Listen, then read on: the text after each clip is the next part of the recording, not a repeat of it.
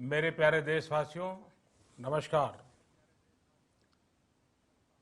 Corona के खिलाफ लड़ाई में जनता कर्फ्यू से लेकर आज तक हम सभी भारतवासियों ने बहुत लंबा सफर तय किया है।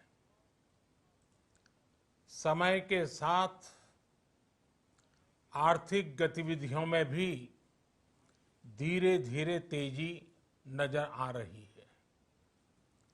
हम में से अधिकांश लोग अपनी जिम्मेदारियों को निभाने के लिए, फिर से जीवन को गति देने के लिए रोज घरों से बाहर निकल रहे हैं।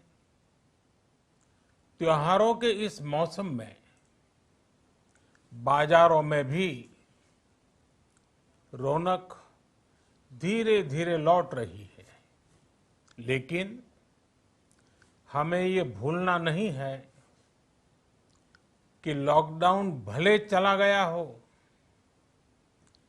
वायरस नहीं गया है।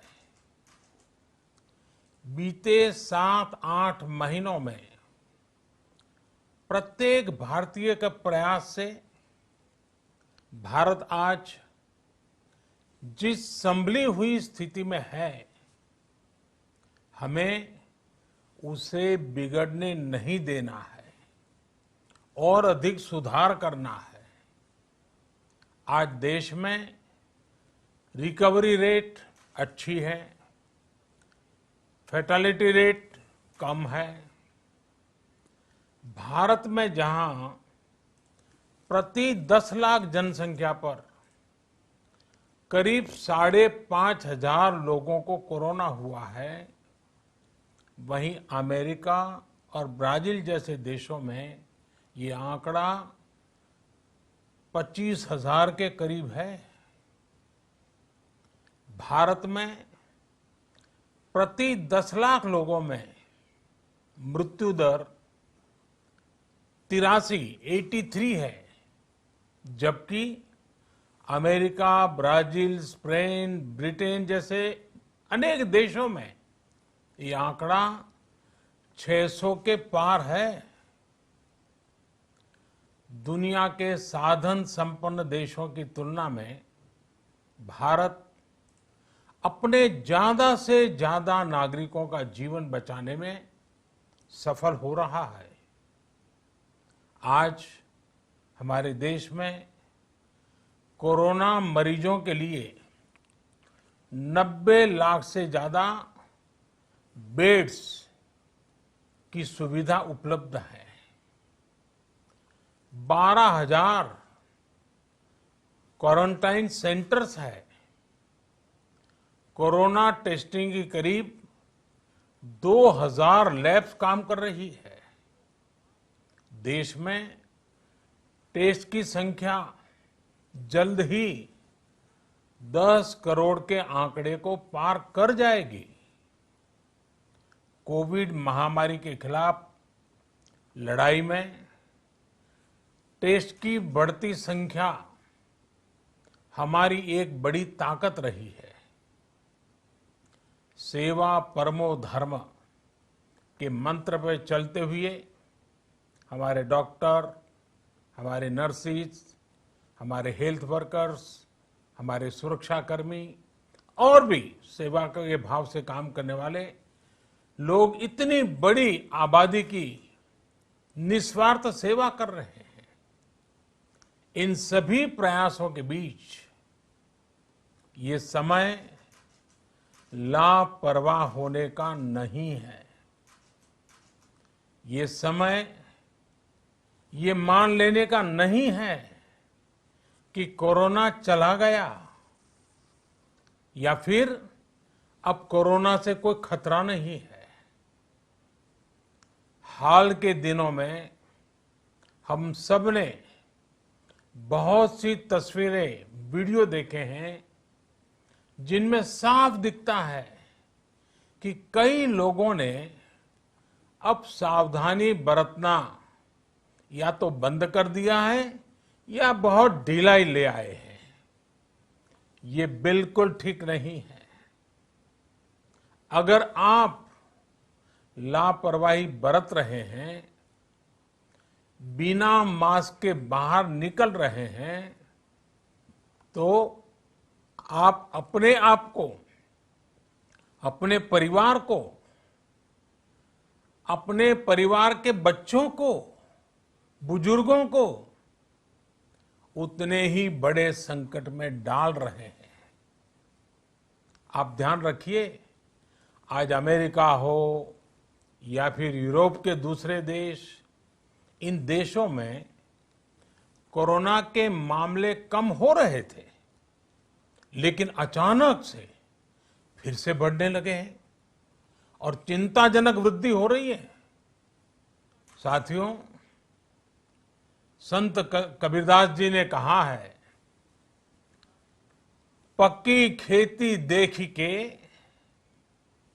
पक्की खेती देखी के गर्व किया किसान, अजहू जोला बहुत है, अजहू जोला बहुत है, घर आवे तब जान।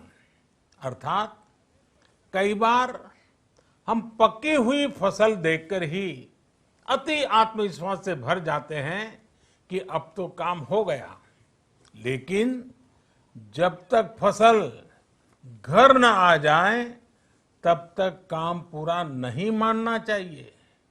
यही कबीरदास जी कह के गए हैं।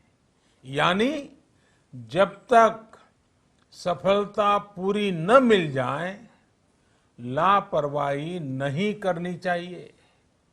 साथियों, जब तक इस महामारी की वैक्सीन नहीं आ जाती, हमें कोरोना से अपनी लड़ाई को रत्ती भर भी कमजोर नहीं पड़ने देना है। बरसों बाद हम ऐसा होता देख रहे हैं कि मानवता को बचाने के लिए युद्ध स्तर पर पूरी दुनिया में काम हो रहा है।